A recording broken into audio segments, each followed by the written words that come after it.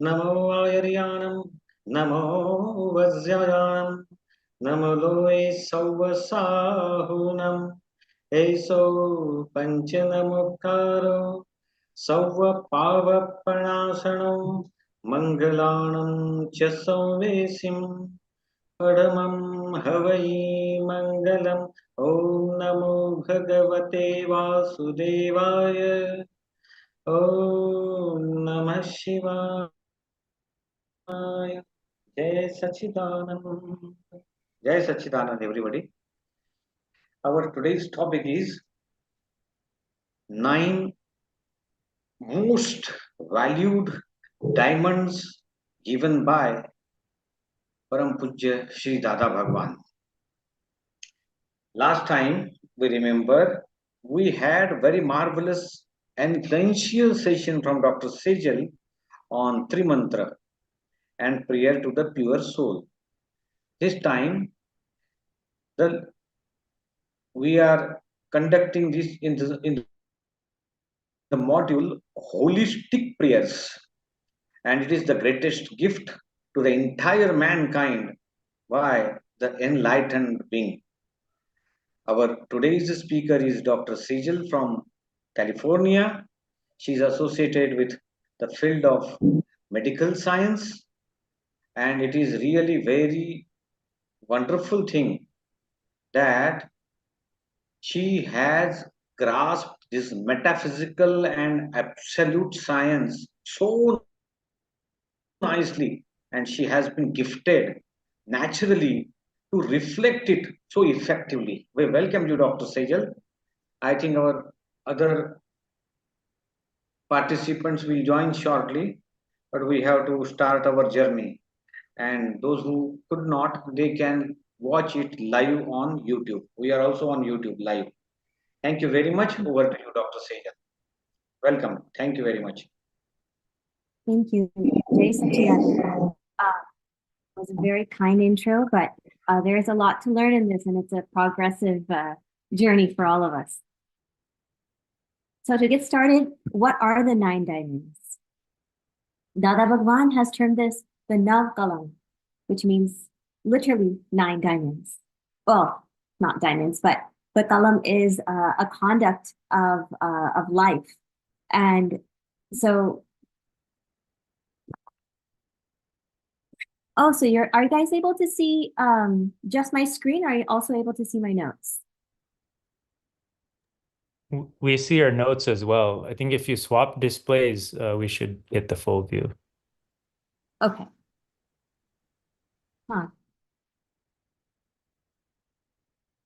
At the top of the screen, there should be a button there that says swap displays, top left corner.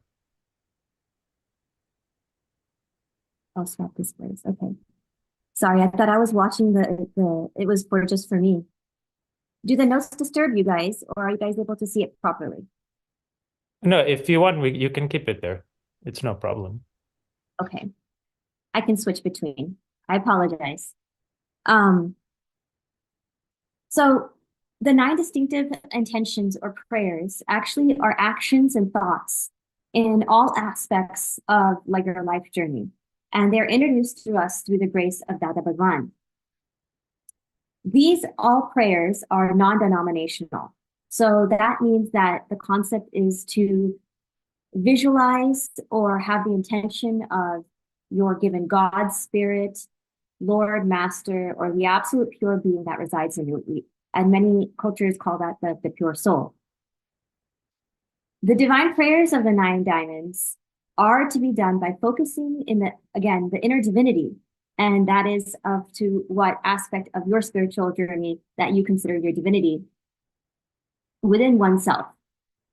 And it's to understand them, to speak them, and to revise them daily. And those 3 pieces are actually very important, and we'll go into the science of understanding, the actual science of speaking, and then also the regular habitual review of them. The gradual progress and the integration of the intention in everyday life is the foundation of how to continue the 9 diamonds. And the intention is very powerful, or the bhav that you set behind them, even when not verbalized. So when verbalized, as we said, of the 3, the concept of understanding, speaking, and revising, even when it's not verbalized, it still has a power to it. So the concept of speech is very powerful. The last bullet point leads us to say that it is the intention begets action, and that is self-explanatory right there.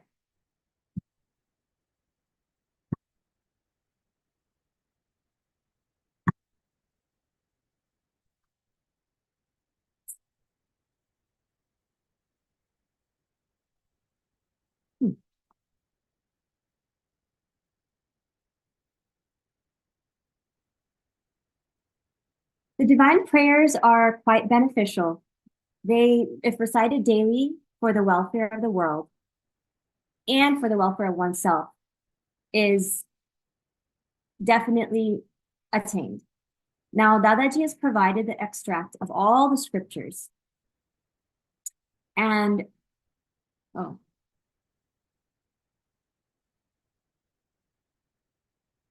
Are you guys able to see only the slides now?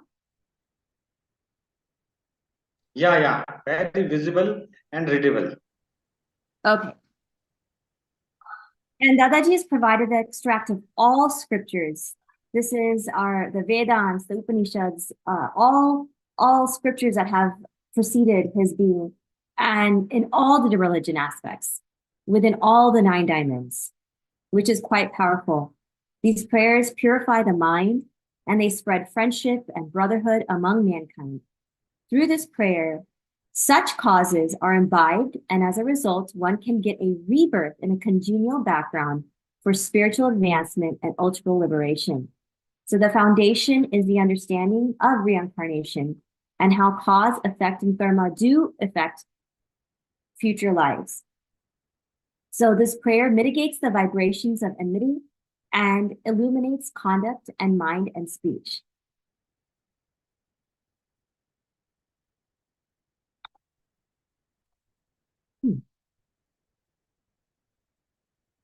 So prayers actually influence outcome. So before we get into all which the 9 diamonds are, it's nice to understand, this is a little reflection of blissful prayers number 1 as well. There are quite a bit of what we call Western scientists or New Age metaphysical pioneers, and they're looking into how meditation, prayers, and mind vibrations actually affect outcomes, just in this life or just in matter around us currently. Dr. Joe Dispenza, who happens to be a chiropractor and a neuroscientist, studied the science behind the healing and meditation. And some of his studies, he's done 2 large, very extremely large studies with thousands of participants. And one of them showed that meditation actually can change the brainwave function patterns of not only your brain, but also the heart. And he called that coherence.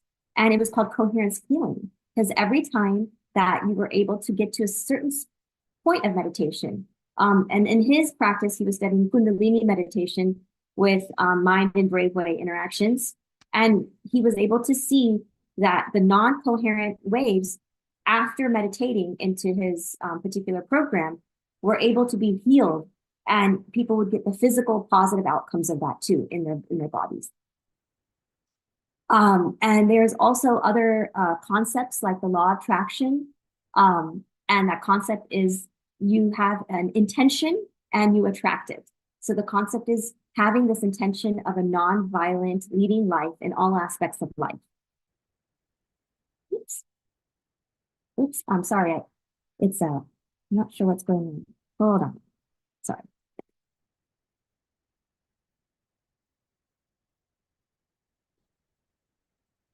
All right. So the prayers influence outcome, and there's quite a bit of supportive evidence there. So a short meditation session involving breathing, concentration, positive thoughts actually affected these electrical bodies. They were showing in these studies. And the practice of the 9 diamonds, in a sense, is to infuse in our daily routine with that positive nonviolent intention. And we would actually receive those long-term benefits. The concept is the prayer of energy and input leads to the energy output. So input is output, right? The cause and effect. So there's been quite a bit of work demonstrated through so many different scientists. They have folks studying how energy affects the water. And since we're 70% water, it can shape the environment and thoughts inside of us and around us as well. And that particular science is called like water consciousness. They've studied even how plants and feelings have consciousness. And since we are just made up of all these microorganisms, prayers have that influence in all aspects of our body.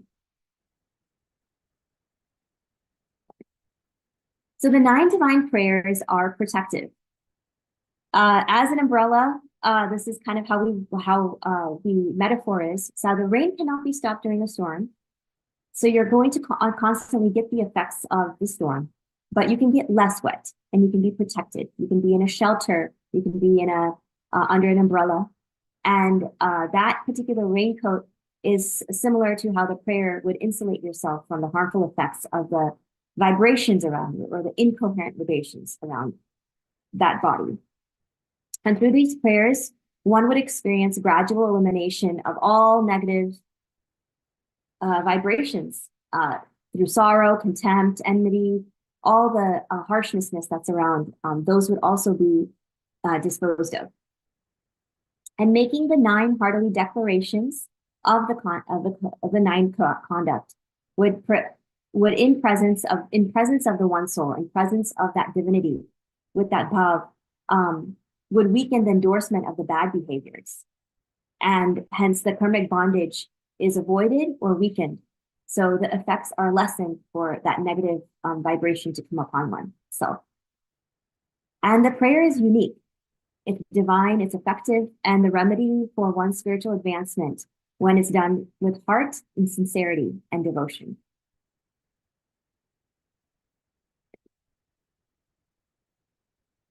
Now, the scientific understanding of this prayer is of importance. Almost all preachers of the world say, reform your conduct. But the problem is that conduct cannot be instantaneously done, only because because it can't be improved because of one's will. There's also a karmic baggage behind that as well. So we may not want to hurt anyone, yet people are hurt by us because there existed that time lag between the change in the belief and the corresponding improvement in the respective behavior.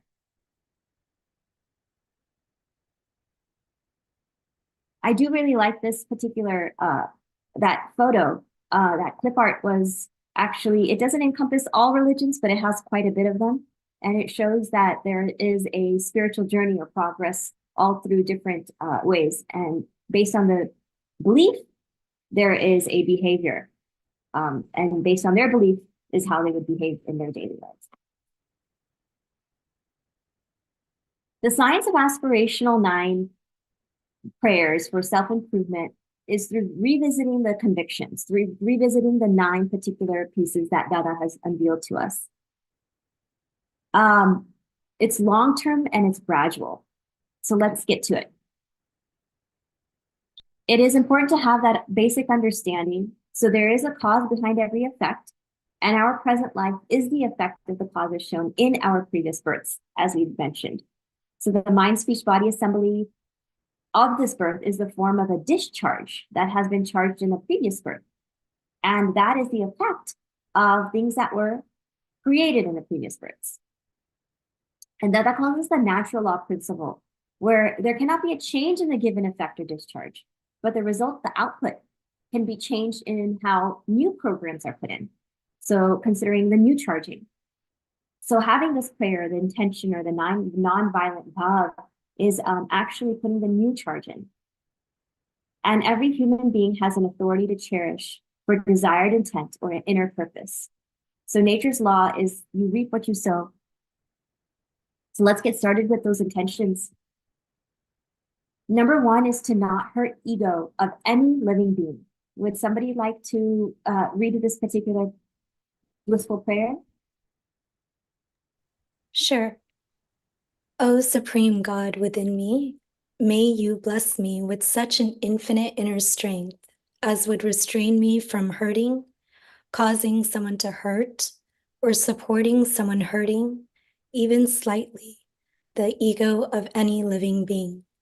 May you bless me with such an inner strength so as to have relative pluralism, Syadvad, in my speech, conduct, and thinking, so as to not hurt even slightly the ego of any living being.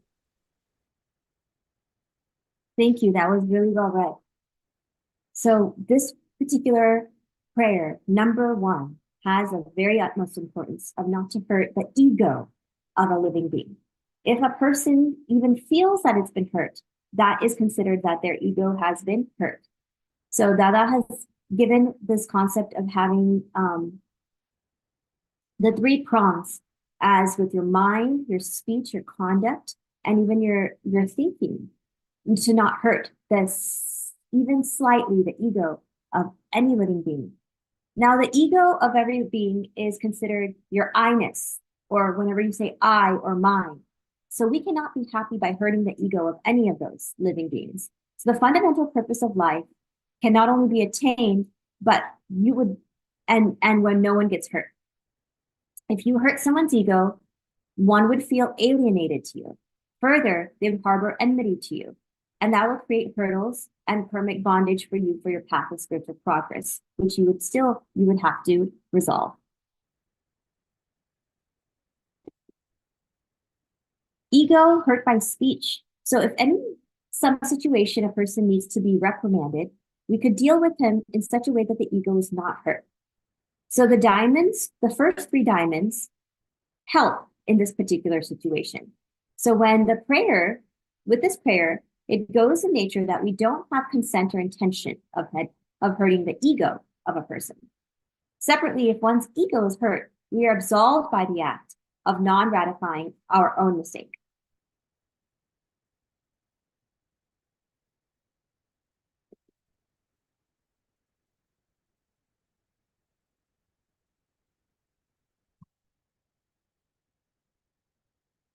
Relative pluralism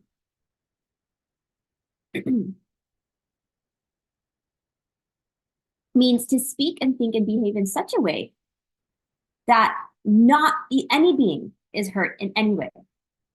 So that's where we would know and understand the viewpoints of others. It's always putting ourselves and other people's viewpoints as well. So Dada Bhagwan has given us the concept of having a viewpoint of centeredness, a very high bird's eye view. So when you're that high, you're able to see and observe all different situations. When you're low on the platform, you're only able to see from one vantage point. So his concept was you rise above and you're able to observe all pieces where all viewpoints are right from their vantage points. And behaving in such a way that even a thief's point of view does not get hurt is called relative pluralism, or syadvad in real language. So in most of these 9 diamonds, the concept of having syadvad varni, or the relative pluralism speech, is also a part of it. So syadvad speech has 3 particular attributes. The first is being kind or compassionate. The second is being necessary. And the third is being accepted. So even if you are truthful and it is necessary to say, but it's not accepted because it's not said in a compassionate way, that would not have had syadvad. And Dada Bhagwan has considered that syadvad has to be all 3 of these foundational pieces to be considered relative pluralism.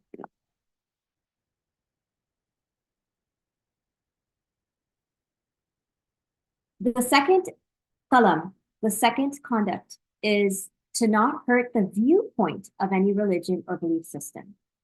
Would somebody like to read this one? May I please?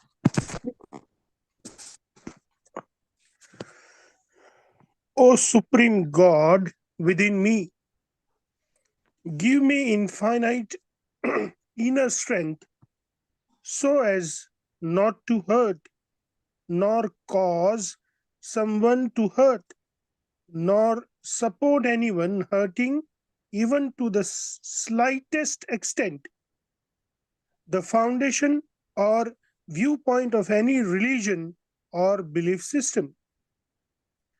Bless me with such an infinite inner strength so as to have relative pluralism, that is Syadvada, in my speech, conduct, and thinking, as would not hurt the viewpoint of any religion or belief system. Jai Sachidanand. Jai Sachidanand. Second is to not hurt the religion or belief system. So if a person has a particular moral code that they believe is to be true, that we are even considering that we do not want to support or hurt even the slightest extent to their belief or viewpoint.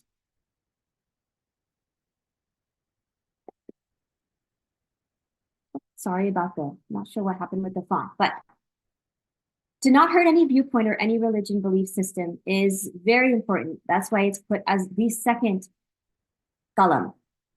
As per the science of absolutism or Vitrat Vignan, there are 14 lakh different layers of inner development within a human life.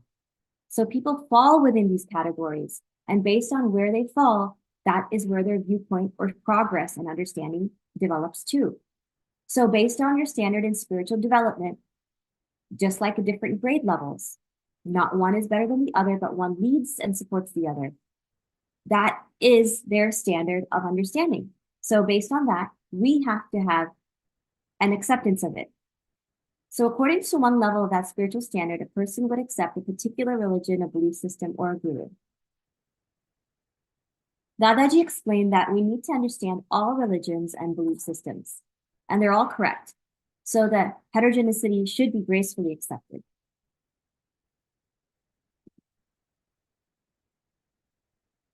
The other fundamental piece is the third kalam.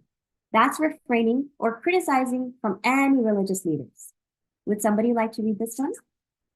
Jai Sachidanand.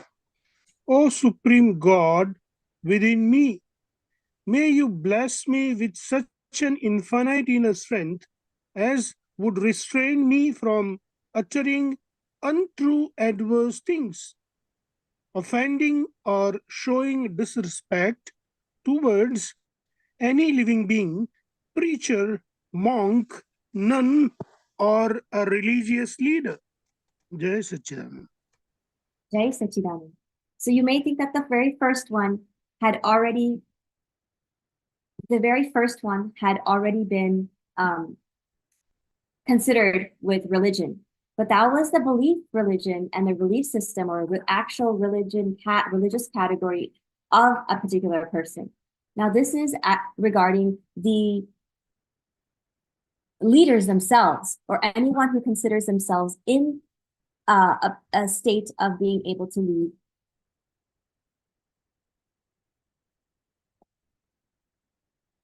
So when we hate or we dislike anyone, we only see the external body, and we're not recognizing the inner divinity or the pure self. So criticizing any of the religious heads creates hateful vibrations towards the whole group, even if that was not the intention. But that is actually the effect. So the hate, the resentment, that reflects back on your own pure self, and hence causing a digression in your progress of your spiritual journey. So in present times, most of the karmic bondages are due to hurtful language or speech, but one should have a continuous inner intent as to how one's speech can be improved. How can it become sweet? How can it become the kind, necessary, and soothing? Luckily, one of the kalams later on will help encompass that as well. And please, if you have any questions regarding each kalam individually, we can bring them up during the slides. That would be a good place for our discussion as well. Would someone like to read the fourth kalam, not to dislike or hate any living being? Jai Sachidanand. O Supreme God within me, may you bless me with such an infinite inner strength as would not make me dislike or hate any living being to the slightest extent, nor cause anyone nor support anyone doing so. Jai Sachidanand. Jai Sachidanand. Yes, so this particular one actually encompasses the dislike. And Dada has broken and explained the concept of dislike and hate through so many different categories, and even including even the slight indifference, even the slightest separation or abhorrence of somebody else doing so. So we don't want to support them, and we don't want to also be that person initiating. You can see that this is kind of like a microscopic level of understanding of how a person goes about their life and thinks, and so it's just incredible if you can really dive into the science of how each one of these has just come to creation. And if you look at it from any other viewpoints, you'll notice that it is actually non-denominational. How wonderful that it doesn't have, it's based on the spirit that you're actually praying to.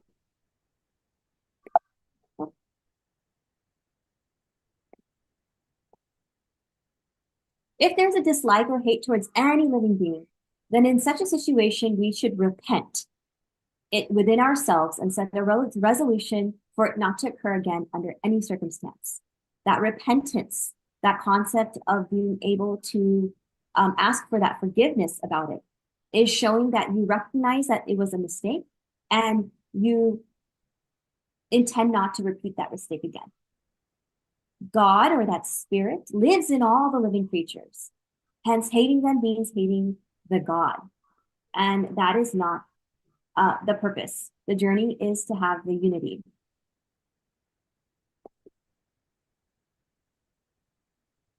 The fifth kalam is the prayer against harsh speech and how to get Shyad Vad Vani, or that ultimate relative, that pluralism.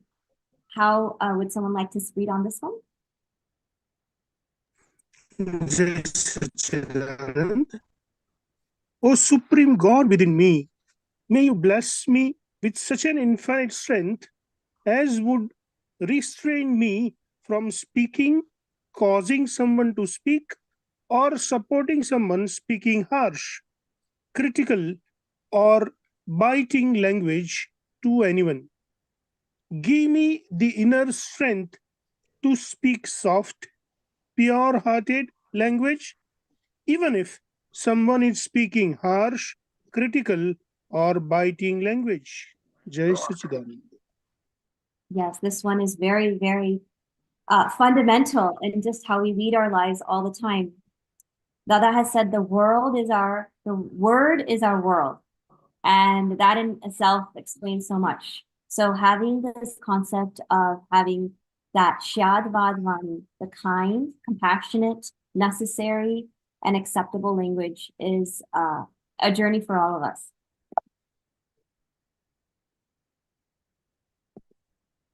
So prayer against speaking harsh speech. In this present times, most of our bondages are due to hurtful language or speech, inner and outer. So it's important to set a continuous intent, and that intention as to how one's speech could be improved. How could it become those three fundamental pieces of kind, compassionate, soothing, and making others happy? Should speech always have those three pieces, even if it's not spoken aloud? That's not what that last one says. It says, otherwise, it should not be spoken aloud. But the concept is that was even trying to cultivate the concept of how the inner speech, because speech is also spoken inside before it is outside. And he was explaining at one point that even 70% of our speech is inside of us before it even comes out to fruition for others to hear. So having this intention helps us to reprogram that inner speech that will come out in the later future. The sixth kalam is prayer for celibacy and purity. Would somebody like to read this one? Jai Sachidanand. O Supreme God within me, may you bless me with such an infinite inner strength as would restrain me from committing the carnal deeds, desires, or gestures, causing someone commit them or supporting someone committing them to any living being, be it any gender, masculine, feminine, or neuter. May you bless me with an infinite inner strength of keeping me forever free from all carnal desires of any sort. Jai Sachidanand. Jai Sachidanand. Thank you. This one is very powerful regarding carnal desires, celibacy, and purity. And in this world, sensual pleasures have been wrongly considered to be the best in the world. That's how things are marketed. That's how things are sold. That's how things are shown to people. But really speaking, the happiness of the pure soul surpasses all sensual pleasures whatsoever. So those pleasures, the desire for the sensual pleasures is of the principle that causes the karmic bondage in human beings. The vitrags, the absolutes, and the arhants, they do not object when sensual pleasures are entertained, with normality and social boundaries in one's legitimate wife or husband. So when it's done within the pious and recognized bond between a actual marriage, that's fine. But otherwise, outside of that, it is objected. So any thought, act, or even compassion or a passion towards anyone else is a fault. So in order to keep ourselves pure, it's necessary to pray for the inner strength to have that purity through the way that we envision people and the things around us. So being loyal to a spouse is as good as celibacy in these days, considering the type of era that we live in. And that has been provided us through Dada Bhagwan.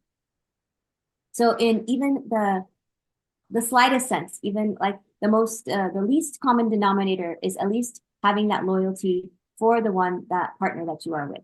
And for those without partners, then it is important to stay only true to oneself.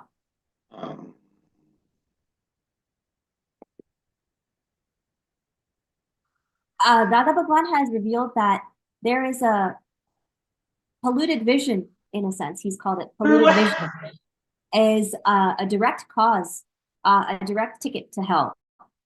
And monogamy as celibacy is due in our time of era.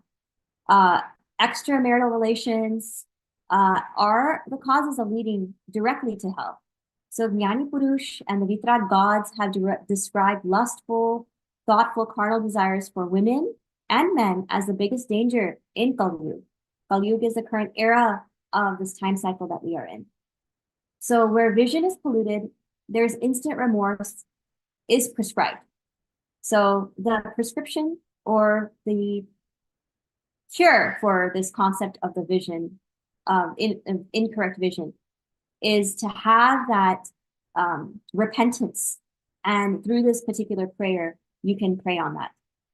And for any of the bad thoughts, he's considered what he called shoot on sight repentance. So the moment you observe yourself in having polluted vision for any being or any object, then that is an opportunity for you to immediately have that repentance. And if not at the immediate moment, then at least at the end of the day, at the reflection of the end of your day.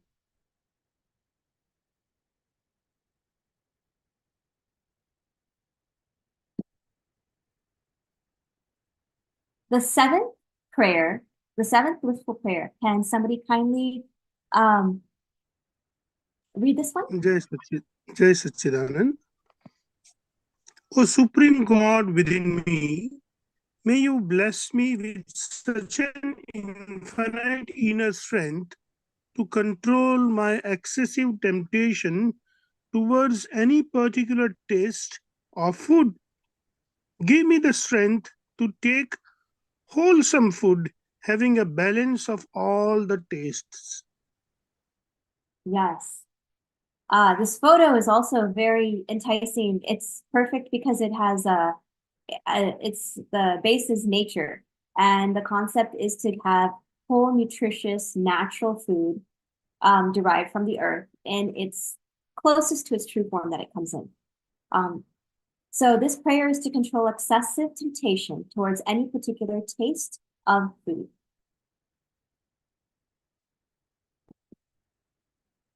Dadaji has revealed that balanced intake of 6 different tastes. We call that salty, sour, sweet, bitter, astringent, and pungent, are foods that are necessary to maintain health. He's revealed a very deep science called Ahar Vignan, the science of food. It's quite complex, and it helps to provide balance into those 6 pieces or 6 tastes. And the excess of one taste or the absence of one actually creates physiologically a dysregulation in your system. So it's advisable to have all 6 in proper portions. A traditional and very ancient science of India, it's called Ayurveda, is Ayurveda-based kitchen is a good pharmacy to start with. The Ayurveda is the science, it's basically translates to the science of life. However, this concept is to have balance in different aspects of your body to have a nutritional wellness. And he was saying that if you can consider having an Ayurveda-based kitchen, that is a good foundation to start with this. But the concept is to try to maintain all 6 tastes in balanced proportion for your body. Now, conscious focus on food while eating is fundamental for health.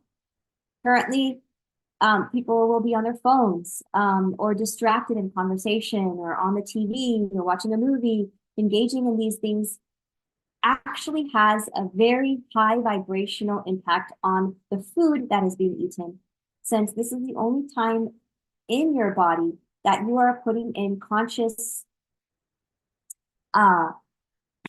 energy and nutrition into your body. So Dada has revealed that if you focus on the food and the elements and the taste and how the food came into fruition in front of you, then that particular aspect or karmic bondage of that food would be completed, and you wouldn't have to repeat that again. And what we're doing these days is continuously adding layers onto this concept of food bondage. And science has also revealed the concept of intention with consumption. And so there is quite a bit of science in there. Dada has also mentioned with Ahar Vignan that to keep your stomach 1/3 empty, keep it with 1/3 air. So when you are eating, you are not filled to the maximum. You have a little bit space for air, and that ability has also will help with your digestive strength as well. Conscious focus on food while eating is fundamental. So digestion is a function of your nervous system.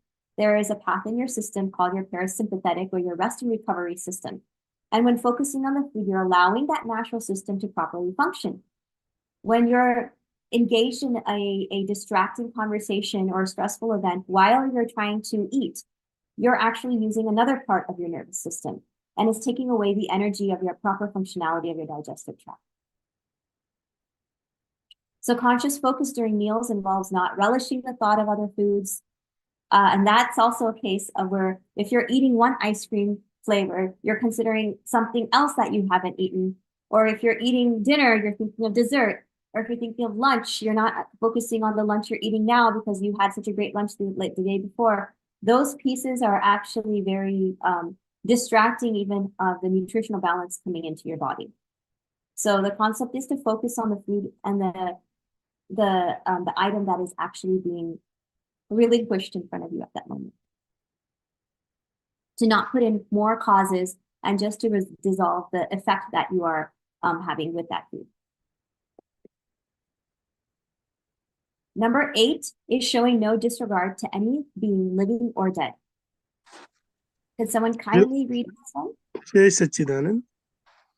O Supreme God within me, may you bless me with such an infinite inner strength as would restrain me from uttering untrue adverse things, from offending or showing disregard towards any being, directly or indirectly, living or dead. Yes, so we're coming close to the conclusion of the 9 diamonds.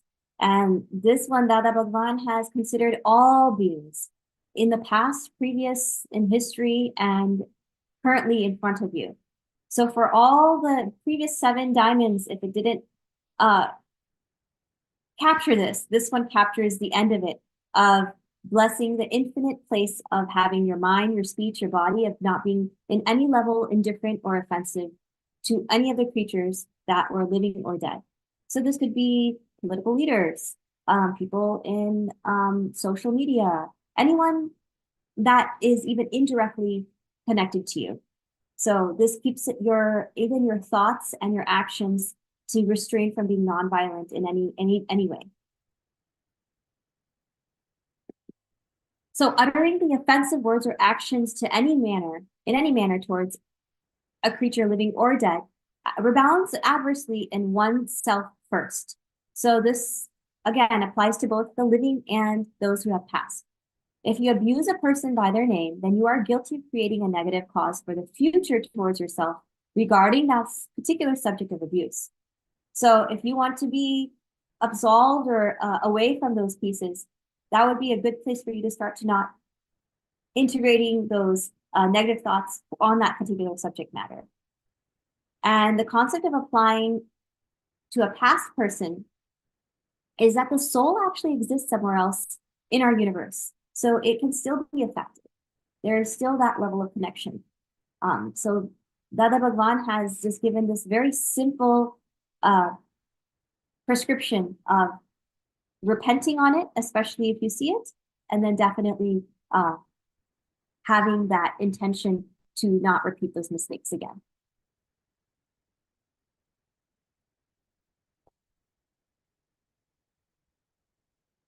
We come to the Yes, I ninth. read. We come O to the ninth. Supreme God within me, may you bless me with such an infinite inner strength to qualify for being instrumental in the welfare of the world. Thank you. This is a prayer for being instrument in the welfare of the world. Now, there is so much history behind this. And when you say the welfare of the world, there's 2 pieces. There's always that duality piece. And Dada Bhagwan has revealed that the word is your world. This body is your world. The world that is also just physically around you is considered your particular world. And then there is the world at large. And so having this intention of this prayer helps infuse that positive vibration for all those pieces. And being instrumental actually means permanent happiness and solution to all the internal puzzles. So it can come through correct or illuminated vision and the realization of yourself, of the true self. So the spiritual journey with such divine aspirations can actually lead to that ultimate state where a person can become instrumental in bringing out spiritual well-being in others around them. So they become a great service to those around them.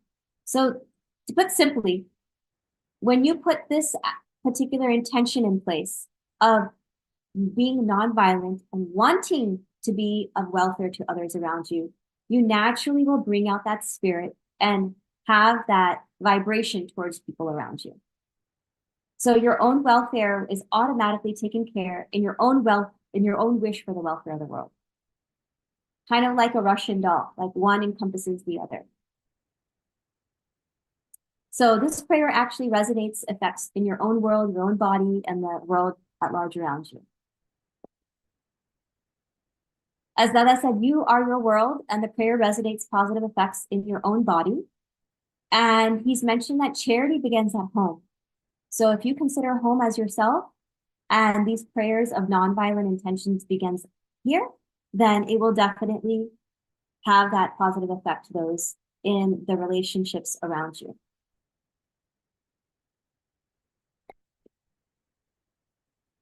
And to summarize, the 9 particular diamonds, or the 9 blissful prayers, are first the ego, of religious or spiritual belief, of religion itself, the spiritual or religious leaders, any type of indifference to any living being, speech, all food, forms of food and nutrition, sensual desires, celibacy, and purity, misconduct to any living being or dead, and then as a closer to the welfare of the world. So in any offense, hostility, and hindrance, discourtesy, and indiscretion, non-devotion, wrongdoing, or misdeed was done in any form to any being, that's through mind, speech, body, conduct, then it's encouraged to heartily repent for that action and solemnly intend with sincerity to not repeat those actions again. That's the, I guess, the conclusion of all pieces. And since if you're not able to actually speak and say all these pieces, or you don't have the prayer in front of you, or you haven't memorized it, remember the intention is also very fundamental. So if you're able to at least have that concept of remembering the intention for that nonviolent action.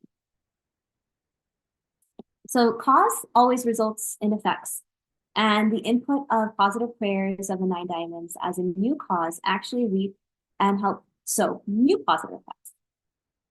Focusing on your inner supreme God, your pure consciousness, or the spirit within oneself when reviewing the 9 diamonds is important, because that will also impact the same spirit in those beings that are around you. The approach is to have that inner sincerity or aspiration for it versus the mechanical routine. In the beginning, it may be mechanical, you're reading those pieces, but now that you have and recognize that understanding, the mechanical repetition can become sincere and come from the heart. You want to pray on the 9 diamonds with that alertness in your day-to-day living. And the code of conduct is the epitome of all scriptures. It really does encompass all religious scriptures. And Dadaji doesn't ask us to behave according or observe if the behavior is changed. Always rather imbibe that this daily prayer is a progress towards these conducts. And he simply says, ask for it, pray for it, and you'll gradually gather all the inner strength for these aspirations. And your core belief and opinion about kind and desirable attributes actually gets transformed over a period of time. So you'll definitely see that effect in this life, but you're also sowing that seed to have that non-violent life form in your future lives. So this has been the great science that's been unfolded to benefit all of mankind by Dada Bhagwan. And in summary, that concludes our 9 diamonds. Is anyone having questions? Thank you very much, Dr. Sejal. You have thoroughly, beautifully, once again, great research, and this 9 profound and very deep meaning has been explored so nicely. So participants, if you have any query, any question, or anything to add, you are welcome.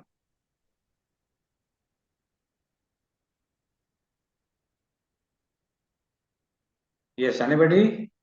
Jai Sachidanand. Jai Sachidanand, welcome. I am Kokila Vada. Yeah, please. Sir, we are very thankful to Dr. Sejal ma'am for sharing great knowledge, and thankful to Chandrakant sir and Lala sir for giving us great platform in HSR. We are all thankful from Vyara.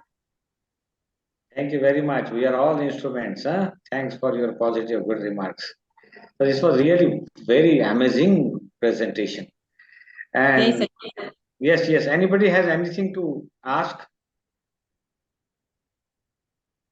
I think one word was there, Dr. Sejal, pluralism or Syadvad. On behalf of participant, can we further explain it? Syadvad Vani or pluralism. Yes. So, First and second slide, I think. In first Yep. and second prayer. relative pluralism. Yeah. Dadaji, my understanding, and please others, please speak Yes. to it. I missed this part because electricity disconnection was there. So Oh, Syadvad speech has 3 attributes. Fine. yes, the Shyadvad Vani Dada has given so much, so many aphorisms of information on Shyadvad speech. So his fundamental concept, just to kind of revise on this, is to have kind, necessary, and accepted speech. Wow, So wonderful. all speech, in order to be considered Shyadvad, has to have compassion. It needs to be necessary. So not just gibberish or just to fill up sound in the air, and acceptable by the other party. Now, he was explaining that having compassion in your words, having the necessity of the words being said, so there's a truthfulness to it, and even the acceptance by the other party is the only 3 ways for it to be considered Shabbat. And when I believe it's the 6th, the 5th column considers the entire blissful prayer on just speech. And that considers having Shad Vad Vani, or having relative pluralism speech to encompass all language that's nonviolent. Got it. Thank you very much. Let us take concluding remarks from our Lala Bhai Patel sir. Lala sir, please unmute yourself. Hello. Yes, sir, you're audible. So thank you, Sejal, and everybody for this very, very important session. And you have covered many aspects. I also missed certain things. I could not join on time, and some electricity also 2-3 times I got disconnected. But the things I've seen the presentation, so nice. And this is very important for everyone, and this is to be believed. Okay, means try to be believed. If you try yourself, and you will say that definitely it helps a lot, right? So Syadvad also you have covered, and well researched, well prepared. Thank you, everyone. I have not to add today anything. I think it is all just we know that it is a antidote. In previous session last also, what I found is 9 column is an antidote. Even rather, it is an immunizing process. Because in advance, it prepares us for any derelictions or deviations. So it really helps us a lot in the say refining our attitude toward the world, and especially when it is, as you rightly said, it is with your intention is changed, then the speech, the words might not change so easily, but still the impact of your words will not be negative. I have seen that. So this is very good and very useful for all of us. Thank you very much. Thank you, everybody, for joining. Thank you, Sejal, once again for sparing your time and contributing to this series of webinars. Thank you. Thank you, Lala sir. And Ashish Nathuji, we are live on YouTube. So after a day or two, the entire recording will be shared. It is recorded on YouTube. So the link will be shared in our group. So those who missed and those who want to see, they can definitely have it. So thank you very much, Dr. Sejal. And one thing it just occurred to me, all these 9 prayers, Dadaji has given in a nutshell such precious things which can convert a man into God if he starts pondering upon them, if he starts reciting them, if he starts with his deep inner purport, this journey will take him to the height of a saintly person, enlightened being, or God. They are so important. Thank you very much, Dr. Sejal, once again. And dear participants, please don't miss the next session, that will be rebirth and destiny. So do come back once again. Thanks a lot. Good night, everybody, and with very humbly Jai Sachidanand to all of you. Jai Sachidanand.